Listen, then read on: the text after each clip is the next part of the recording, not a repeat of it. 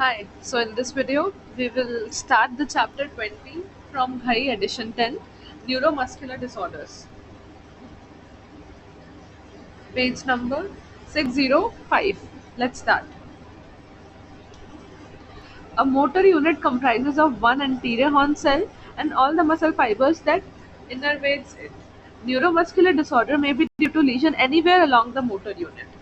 These include neuronopathies, that is the disorder of anterior horn cells, neuropathies, disorders of the nerve axon or the myelin, and neuromuscular junction disorders and the myopathy, disorders of the muscles.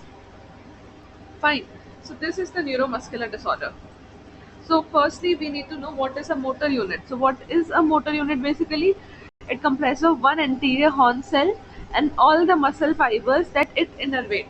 That anterior horn cell and all the muscle fibers that innervate. So neuromuscular disorder, it may be due to lesion in anywhere in that motor unit. Fine. And in that motor unit, it can be a disorder of anterior horn cell called as the neuronopathies, disorder of the nerve axon or the myelin called as the neuropathies, and neuromuscular junction disorders can also be there, and myopathies, disorder of the muscle. Now coming to the approach and evaluation.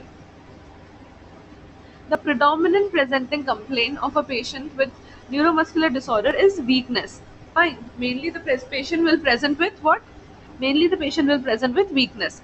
Weakness may also result from the disorders of the upper motor neuron. So UMN lesion can also lead to weakness. We will read all that in figure 20.2. This figure demonstrates that an approach to anatomical location of the lesion along with the neuraxis in a child presenting with the weakness. Children with the neuromuscular disorder are usually alert. Spinal muscular atrophy type 0 and type 0 and 1 and congenital myopathies and congenital myasthenia syndrome and metabolic disorder present at birth or in infancy. Muscular dystrophies, less severe form of the SMA neuropathies and myasthenia gravis and inflammatory muscle disorders often present late. So which one were presenting early? Children with the neuromuscular disorders are usually alert. Fine. Which one were presenting early at birth or in infancy? This spinal muscular atrophy type 0 and type 1, it is presenting early. The congenital myopathies, congenital myasthenia syndrome and metabolic disorders, they present at birth or in infancy. Now let's look at this figure. This is the anatomical approach. Uh, this is the approach to anatomical location in a child presenting with the weakness. Fine. So, so there's a child presenting with weakness. Okay. How are we going to approach this child? So there can be disorders of the lower motor neuron and there can be disorders of the upper motor neuron. If there is significant weakness, there is decreased tone and there is depressed deep tendon reflexes, flexure plantar response, which is normal, and no seizure or altered consciousness, then it is a lower motor neuron lesion. Fine.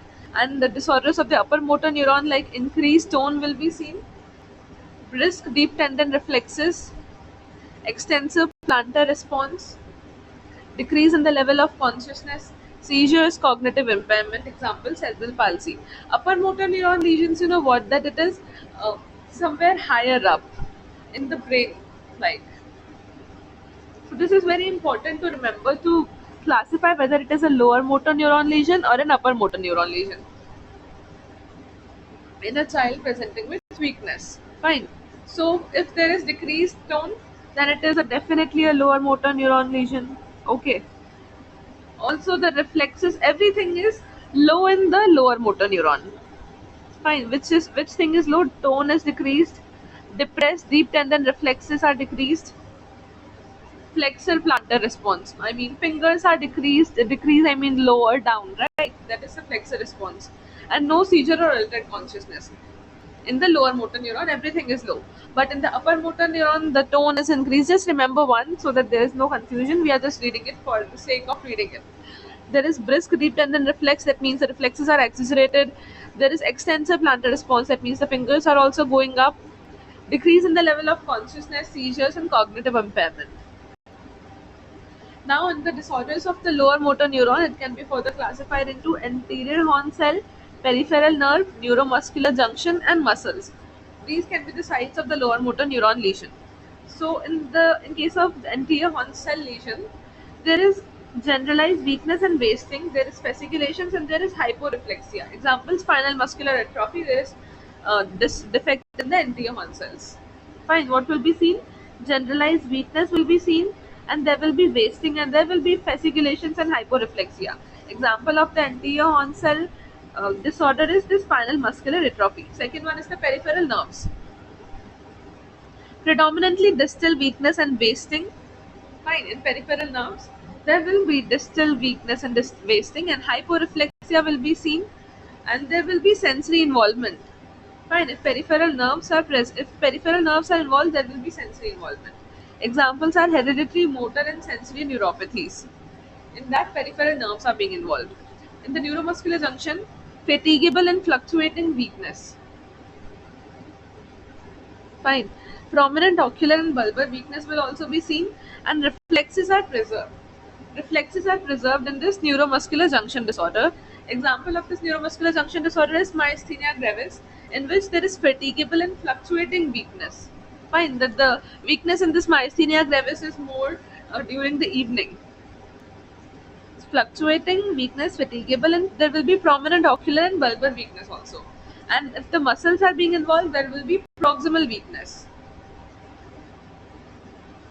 If there is muscular involvement, there will be proximal weakness, hyporeflexia in proportion to the weakness. Okay. Example are the muscular dystrophies. This is a very important table to remember. Moving ahead, from the muscular dystrophies, we read this, right?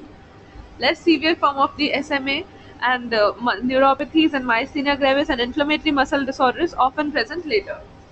Now, the pattern of weakness can be identified on the history by taking into account the points mentioned in the table 20.1. Where's that table? 20.1. It will be ahead. Just wait. This is the parts of a motor unit. Motor unit comprise of an anterior horn cell. This one is the anterior horn cell A. B is the peripheral nerve. C is the neuromuscular junction, and D is the muscle itself. This is the table 20.1. We will read it. So in this table, the patterns of weakness can be identified based on the history, taking into account the points mentioned in the table. Further clinical cues to help a clinician reach a diagnosis are tabulated in table 20.2. Chronic inflammatory demyelinating polyneuropathy shows both the proximal and distal weakness. Fine, this is a condition, CDIP, which shows both the proximal and the distal weakness. Cardiac disease often accompanies the Duchenne muscular dystrophy, Pompe's disease, and myotonic dystrophy. So, cardiac diseases are often accompanied by these: DMD, Pompe's, and myotonic dystrophy. This is important to remember. Skin rash is seen in dermatomyositis. Fine. Skin rash is seen in this dermatomyositis. Eyes are involved in this myotonic dystrophy. Congenital muscle dystrophies, and oh, so eyes are involved in these three conditions. That's wait. Eyes are involved in myotonic dystrophy, congenital muscle dystrophies, and mitochondrial diseases. Liver involvement may be seen with the mitochondrial disorders, acid maltase deficiency, and carnitine deficiency. Feet deformities and the callosities are seen in some hereditary neuropathies. Fine.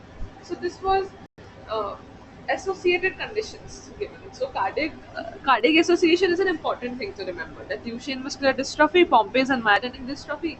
Rash is also important with dermatomyositis and eyes involvement in this myotonic dystrophy, congenital muscle dystrophies, and mitochondrial diseases. Moving ahead, the neuromuscular disorders can be acquired or hereditary. The mode of inheritance in the hereditary disorders is variable. Most of the hereditary neuromuscular disorders are autosomal recessive, except the Duchenne muscular dystrophy and the Becker's muscular dystrophy, both are X-linked recessive. And this fascioscapulohumeral dystrophy is autosomal dominant. But this is important to remember that this DMD and Becker's muscular neuromuscular dystrophy are X-linked recessive. Now coming to evaluation, serum creatinine kinase, a muscle enzyme, is elevated in the conditions with the breakdown of muscles typically seen in the muscular dystrophies.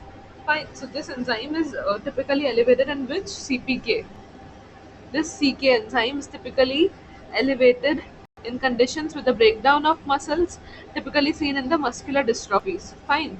CK is elevated in muscular dystrophies, and this is very important to remember. Muscle biopsy aids in the diagnosis based on the selective morphological features, immunohistochemistry, absent or the reduced staining for the specific proteins, and enzyme histochemistry, absent or reduced enzyme function. So this electrophysiological tests, including the nerve conduction studies and the electromyography, help to localize the lesion. Fine. And muscle imaging, ultrasound, and the MRI is useful in the certain cases. Molecular genetic testing is available for many disorders. So this was about evaluation. What we read till now, we started with the approach to evaluation. In a neuromuscular disorder, we saw child presenting with the weakness. We classified into lower motor neuron lesion and the upper motor neuron lesion, and in the lower motor, we again classified into anterior horn cell, peripheral nerves, neuromuscular junction, and the muscles. Further ahead, we saw some associations. Then on evaluation, we read about the serum creatinine kinase, which is elevated in the muscle dystrophies, and about various studies or tests. Now, starting with the hypotonia. Hypotonia, or the decreased muscle tone, is a common sign of the neuromuscular disorder. Hypotonia can be central, peripheral, or mixed. So in table 20.3 we will read about it. Let's read these tables first. Then we will start with hypotonia. So this in this table, it is about eliciting history to identify the pattern of weakness. Okay. First, the difficulty in rising from the chair, that how from the history how are we going to identify which kind of weakness it is. Difficulty in rising from the chair, going up and down the stairs, and raising his or her arms above the head, or combing hair. It is an example of proximal limb weakness. Difficulty in buttoning, unbuttoning, holding objects in the hands, and wearing slippers, and cannot clear his or her feet off the ground while walking due to the foot drop. This is an example of distal limb weakness. Difficulty in blowing balloons, sipping through the straw, and inability to close the eyes completely. This is facial muscle weakness. Difficulty in swallowing, soft cry, nasal regurgitation, choking while feeding, recurrent aspiration, pneumonia. This is an example of bulbar weakness. Turn to one side, take support while getting up from the supine position. This is example of truncal weakness.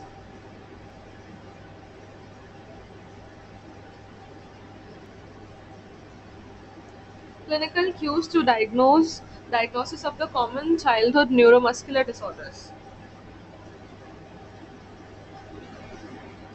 First one is the muscular dystrophies. Second one is the congenital myopathies. Third one is the metabolic myopathy. Then the inflammatory disorders, Guillain-Barré syndrome, hereditary neuropathies, myasthenia gravis, and spinal muscular atrophy. Yeah, so starting with muscular dystrophies, it is insidious in onset, gradually progressive, weakness over months to years. Pattern of weakness is proximal more than the distal, and the atrophy as well as the hypertrophy of the different muscles are seen in the muscle dystrophies. In congenital myopathies, they are early insidious onset, static to slow progressive course, proximal more than the distal, facial weakness and bulbar weakness may be present or absent, and there is atrophy. In metabolic myopathy, channelopathies, acute onset progression over hours to days, episodic course, and pattern of weakness is again proximal. Inflammatory disorders, that is dermatomyositis, acute subonset, acute to subacute onset, waxing and waning course, and pain and cutaneous signs are present. Again, proximal weakness and atrophy may be present or absent. In GBS, acute onset ascending bilaterally symmetrical flaccid weakness. This is an important thing, that it is ascending bilaterally symmetrical flaccid weakness. The pattern of weakness is mostly distal. Fine, distal weakness is present. Hereditary neuropathies in serious onset, gradually progressive over the years, distal more than the proximal feet deformities, and atrophy is present. Now coming to the myasthenia gravis, there is variable onset, fatigability, and the diurnal fluctuations are present. Proximal more than the distal, ptosis is present, ophthalmoplegia is present, and bulbar symptoms are present. In spinal muscular atrophy, insidious in onset, progressive, tongue fasciculations are seen, and polymini myoclonus. Proximal more than the distal, face relatively spared, and bulbar symptoms may be present or absent. So, what are the bulbar symptoms that are written here? Bulbar symptoms include difficulty in swallowing and slurred speech, difficulty chewing, tongue fasciculations, and excessive drooling and change in the voice. Moving ahead, characteristic difference between the central and the peripheral hypotonia. So, if central hypotonia is present, then the level of the lesion is proximal to the anterior horn cell. Tone of the muscle is reduced. Normal or brisk deep tendon reflexes, weakness is present, anti-gravity movements of the limb are present, and contractures of foot deformities are absent, and seizures may be present. But in peripheral hypotonia, there is so this central hypotonia in there is basically element lesions, right? No, that's wrong. Central hypotonia is not element lesion. In fact, peripheral hypotonia is element lesion. Okay. In peripheral hypotonia, also see there is reduced muscle tone, there is deep tendon reflexes are depressed or absent. We read in element lesion, right, that everything is low, but here the reflexes were brisk, that means exaggerated. So, if there is hypotonia and absent reflexes or decreased reflexes, think element lesion. And if there is hypotonia with normal or brisk reflexes, then central causes we have to think, like hypoxic ischemic encephalopathy or any cerebral palsy. Fine. Moving ahead, in this image, we are going to read about the central hypotonia conditions. So there is chromosomal disorders like the Prader-Willi syndrome and the trisomies. There can be a static insult like the cerebral malformations or the perinatal insult. There can be infections causing central hypotonia like sepsis, meningitis, intrauterine infections. There can be neurometabolic conditions like the acid maltase deficiency, biotinidase deficiency, GM1 and GM2, gangliosidosis, Lowy syndrome, peroxisomal disorders, and the familial dysautonomia and benign congenital hypotonia. Now coming to this peripheral hypotonia, nerve. There can be nerve involvement as in Charcot-Marie-Tooth disease, congenital hypomyelinating neuropathy, giant axial neuropathy. There can be neuromuscular junction like the congenital myasthenia and the transitory myasthenia or botulinism. Now, there can be some anterior horn cell involvement, like as seen in the spinal muscular atrophy, or there can be any muscle involvement, as seen in congenital myopathies and congenital muscular dystrophy. So, this was about the causes of floppy infant. Common causes of floppy infant. Maintenance of the normal tone requires an intact central and the peripheral nervous system. This was just the we saw the causes, categories in which central hypotonia and peripheral hypotonia can be classified. Fine. Yeah. Now let's read from hypotonia that we left. Hypotonia, decreased muscle tone, is a common sign of neuromuscular disorders. Hypotonia can be central, peripheral, or mixed. The common causes of the floppiness in infants are shown in the figure that we just saw. History of reduced fetal movements, polyhydramnios, hip dislocation, and the multiple contractures, arthrogryopsis in the child suggests in utero hypotonia and weakness. Sometimes patient may have features of both the central and peripheral hypotonia. Common causes of the mixed hypotonia include the motor unit disorders with the superimposed hypoxia, acid maltase deficiency, mitochondrial disorders, and in the infantile neuronal degeneration. So these are what? These are the causes of common causes of mixed hypotonia. Fine. Okay, so this was all about the approach to neuromuscular disorders. See, we read the first topic of this chapter. Next topic will be covered in next video. Thank you.